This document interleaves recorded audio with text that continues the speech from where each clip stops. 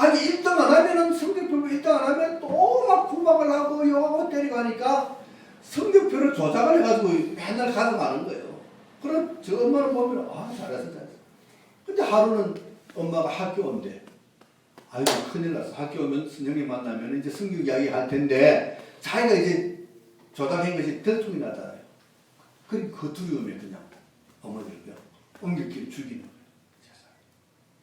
자기 아들 세상에서 제일 똑똑한 아들, 공부 잘하는 아들 만들어서 훌륭한 아들 만들려고 그랬는데 그 아들의 손에 자기가 죽임을 당한 거예요. 얼마나 슬픈 이야기입니까? 이것이 지금 우리나라의 현실.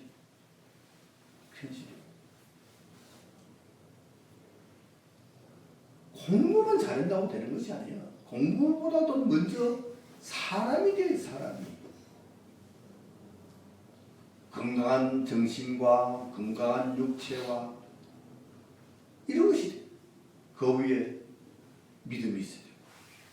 이렇게 온전한 사람이 되는데 올바른 지식이 들어가야 그 지식이 훌륭하게 쓰이죠.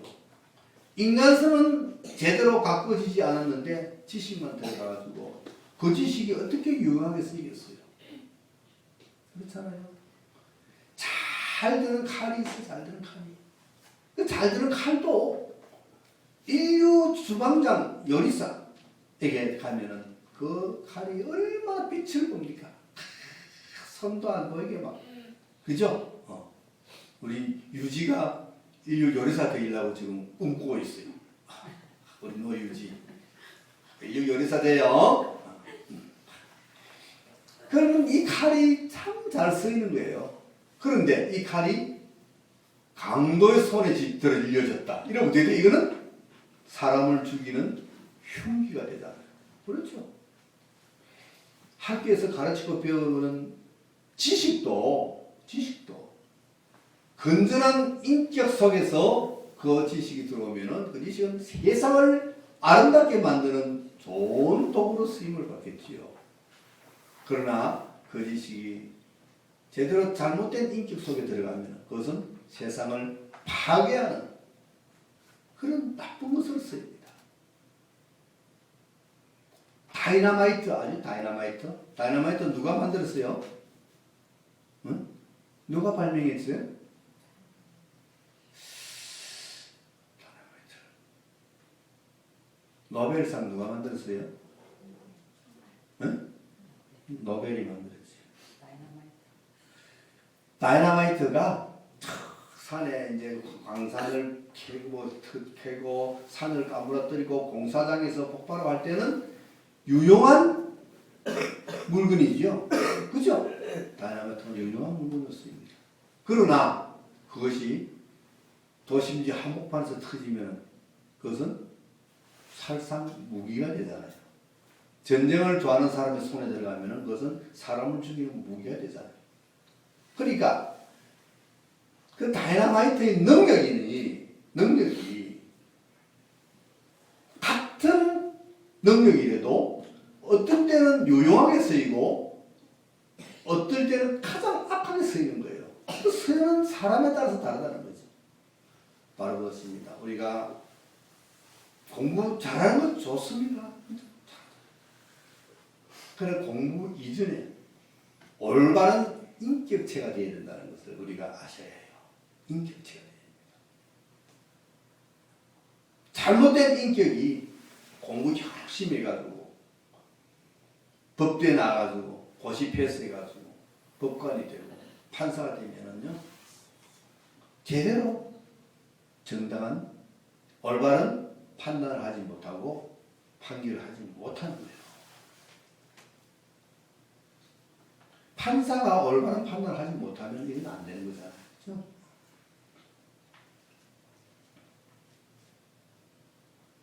자, 이야기가 많이 이제 좀 밖으로 나왔는데 내 형제가 죄를 범하거든 너와 그 사람 단둘이 만났어. 그 죄를 까발리지 말고 조용히 권면하라. 이것은 못하는 형제를 사랑하는 마음입니다.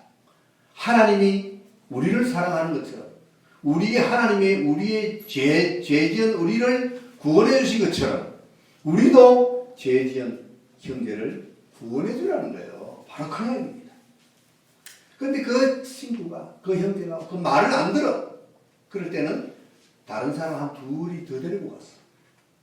같이 이것이고 잘 건면하라는 겁니다.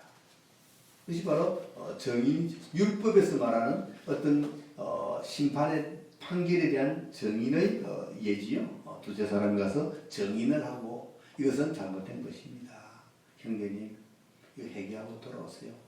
왜? 그 형제를 한 영혼도 잃어보지 않기 위해서 그렇게 하라는 겁니다. 근데 이 두 사람이 가서 정인으로 서고 이야기를 해도 안 들어요. 그럴 때는 더 큰 권위가 있는 교회에다 이야기를 해라. 그때는. 그러니까 처음에는 혼자 가서 다음엔 두세 명이 가서 그래도 안 되면 이제 교회가 나서야 된다. 교회가 나서서 못해라고 그 사람에게 다시 건면해라. 이거까지도 한 사람의 영혼을 잃어버리지 않게 하는 하나님의 그 사랑하신 마음이 품어있어요. 근데 교회가 건면해도 듣지 않습니다. 이건 이제 안 듣는 거죠. 그럴 때는 어떻게 취급하라 그랬어요? 이방인과 세리와 같이 취급하라 그랬어요. 유대의 그 믿음의 공동체에서 떠나가게 되는 겁니다. 그때는. 그러니까 3번까지 권유해가지고 안 되면은 그 사람은 떠나가라. 출교. 과거에 이스라엘의 그 삶 속에서 가장 징계가 큰 것이 뭐냐면 출교하는 출교. 그 사람은 출교해버리면은 공동체에 들어오지 못합니다. 가장 큰 징계라고 할 수 있죠. 출교를 하는 겁니다. 그런데 우리나라에서는 출교가 가능할까요? 우리나라 교회에서는 출교가 가능할까요? 우리나라 교회에서는 출교가 가능하지 못해요. 예를 들어서 여기에 말 안 듣고 막 죄를 짓고 아무리 교회에서 건면해도 안 듣는 사람이 있어.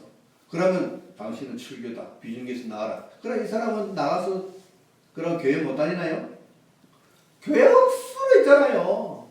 비정규보다 더 좋은 큰 교회가 많아요. 거기 가면은 당신 비정규에서 출교 당했으니까 우리 교회 오지 마세요. 그것을 해요? 묻지 마. 아무도 안 물어. 안 물어. 이것이 제대로 되려면은 교회, 대한민국 교회에 총을 본부가 있어가지고 출교시키면은 탁 정산이 입력이 탁 돼가지고, 그렇죠? 다른 교회 딱 오면은 그 사람 생년월일 탁 치면은 비정규 출교당했네. 이렇게 딱 나와야 돼. 그래서 당신 출교당했으니까 못 들어온다. 이렇게 돼야 출교를 두려워하지. 근데 지금 우리 현실은 그렇지 않잖아요. 출교는 아무 의미가 없어요. 출교. 그러니까 출교를 안 시키는 거예요. 왜? 괜히 출교시켜가지고 우리 성도 한 사람만 떨어져 나가니까. 그래서 덮어두는 거예요. 죄를 덮어두는 거예요. 이것이 우리 지금 현재 우리 교회의 잘못된 모순입니다. 오늘은 뭐 그런 모순을 이야기하자고 하는 것이 아니라 앞에서 이야기했던 그 하나님의 사랑, 잃어버린 영혼에 대한 그 사랑을 우리 성도들도 같이 가지자는 의미에서 지금 말씀하신 겁니다. 자, 오늘 넘어갑시다. 어디까지 갔느냐 하면은 세례가 여기야. 18절. 진실로 너희에게 이르노니 무엇이든지 너희가 땅에서 매면 하늘에서 맬 것이요 땅에서 풀면 하늘에서도 풀리. 이건 무슨 말일까? 매고 푸는 것. 이것은 하나의 이 땅에서 우리 교회에서 내린 하나의 결정이라는 거죠. 땅에서 풀었다. 너 교회에서 출교시키기로 했다. 푸는 거예요. 맺었다. 어떤 결정을 하든지 교회 공동체가 합심해서 기도하고 결정하면은 그 결정이 하나님께서 어떻게 해주신다? 허락하신다는 거예요. 그 이야기를 하고 있는 거예요. 근데 이거를 잘못 이해를 해가지고 다른 이야기를 많이 해요. 왜냐하면 모든 성경은 앞에서부터 연관지어지면서 문맥으로 이해를 해야 돼요. 문맥으로. 따로 이해하는 것이 아니라 이 무엇이든 풀고 매는 것은 어디서부터? 그 앞에 교회가 출교시키는 거. 교회가 출교시키면 하나님도 보시고 그래 출교 오케이 결제해 주신다는 거예요. 이 친구는 아직까지 출교 안 해도 되겠습니다. 두면은 그래 그냥 도장 찍어준다는 거예요. 회사에서 사장님이 도장 찍고 사장님 사인하면은 결정되는 것처럼 우리가 교회에서 결정하고 하나님께 기도하면은 하나님이 오케이 사인을 해준다는 거예요. 바로 그 이야기입니다.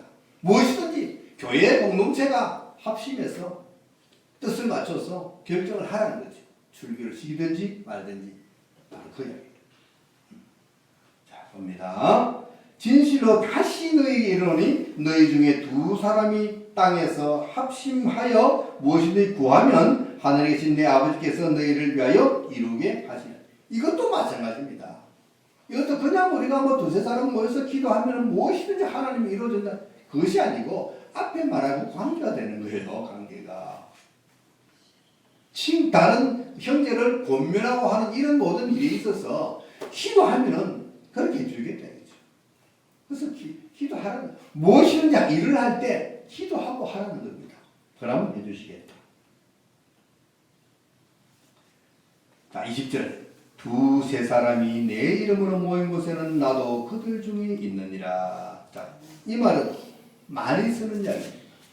그래가지고 두세 사람 모인 곳에 주님이 계시대. 그래서 우리 두세 사람 모여서 기도하자. 주님이 여기 있다. 이런 이야기가 아니라는 거예요. 이 이야기도 역시 앞에 거하고 연결돼야 돼요. 두세 사람이 모였다는 것은 어느 정인이 있어가지고 어떤 사건에 대한 결정을 할 수 있다. 그렇죠? 할 수 있다. 그러니까 두세 사람이 모여서 기도하는 것, 모인 곳, 어떤 사건에 대해서 어떤 결정을 할 때에 나도 그들 중에 있다는 말은 내가 거기 있어서 너희들의 결정에 못 해주겠다? 사인해주겠다. 이런 이야기예요. 사인해주겠다. 이것이 전부 다 무엇에 대한 이야기입니까? 범죄한 형제에 대한 이야기예요. 범죄한 형제에 대한 교회의 처사 아니면 두세 사람이 정참하여서 그들에게 권면하고 그들에게 이야기하는 그런 모든 일에서 이것저것 세상 일의 모든 것이 아니라 지금 권면하고 하는 그 모든 일에 대한 거예요. 그래서 성경을 잘 읽어야 돼요. 잘 펴놓고 잘 읽어야지 덮어놓고 읽으면 안 돼. 성경 덮어놓고 읽어요 여러분? 덮어놓으면 안 돼. 펴놓고 잘. 무슨 말인가 알겠어요? 그래서 우리는 성경을 요 부분만 딱 떼서 이야기하면은 두세 사람 모인 곳에 주님이 같이 계시겠대. 그러면 두세 사람 안 모인 곳에는 주님이 같이 안 하실까? 내 혼자 기도해도 주님이 같이 안 하실까? 아니잖아요. 우리 한 사람 한 사람은 다 주님이 같이 하시잖아요. 우리의 몸이 무엇이라고요? 성령이 거하시는 하나님의 정이다. 우리 몸이. 그죠? 우리에게 하나님 계시는, 주님이 계시는 거예요. 그런데 두세 사람이 모여서 형제에 대한 권면하라고 할 때 우리 주님이 그 자리에 같이 있어서 그래 너희들 맞다 너희들 주문이 맞다라고 인정을 해준다는 거죠. 그래서 우리가 그 말씀 다 새기돼. 그래서 성경을 읽을 때는 정말 앞뒤 문맥을 잘 맞춰서 잘 깨달아야 돼요. 아무데나 내 멋대로 해석하면 그것은 마태복음이 아니라 내가 복음이에요. 그래서 어렵고 또 힘든 어렵고 해석하기 어려운 문제가 있으면 또 교회에 와서 목사님에게 묻고 그래서 성경을 제대로 깨닫고 제대로 알고 제대로 적용시켜야 될 것입니다. 자, 오늘은 우리가 무엇을 공부했나요? 한 영혼도 잃어버리기를 원치 않으시는 하나님의 그 마음이 우리에게 와서 우리 믿는 형제 중에서 한 사람도 떨어지 나가지 않기 위해서 우리가 최선의 노력을 하라는 거예요.